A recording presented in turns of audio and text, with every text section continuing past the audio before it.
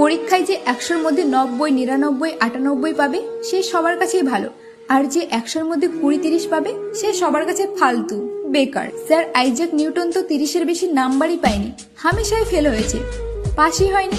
School থেকে তাড়িয়ে দিয়েছিল তাকে, যে এ পড়ার যোগ্যই না। যখন স্কুল থেকে তাড়িয়ে দিয়েছিল স্যার আইজ্যাক নিউটনকে, তখন তার ব্রেন খুলে গেল। হঠাৎ সে গাছ থেকে একটি আপেল পড়তে দেখে এবং মাধ্যাকর্ষণ সূত্রের সিদ্ধান্ত দেয়। যে স্কুলে ফেল হতো আজ সবাই তার নামে পিএইচডি করে, তার গুণগান করে। পাস আর ফেলের সাথে কারোর জীবনে কোনো যায় আসে না। তুমি যদি আইনস্টাইনের গল্প পড়ো তাহলে আইনস্টাইন তো ক্লাস 9-এর বেশি পড়তেই পারেনি, তাড়িয়ে দিয়েছিল স্কুল থেকে, কারণ সে সবসময় অন্য কিছু ভাবতো। কিন্তু তাড়িয়ে দেওয়ার পর সারা বিশ্বে E=mc² এর যে ব্যাখ্যা দিয়েছিল আইনস্টাইন, তাতে পুরো দুনিয়া প্রশংসা করে। শেষমেশ আমি এটাই বলতে চাইছি, কেউ ক্লাস 9, 10, 11, 12 পড়াশোনা করুক, তাতে কোনো আসে যায় না, কারণ জ্ঞান ডিগ্রি দিয়ে অর্জন করা যায় না। জ্ঞান আলাদা জিনিস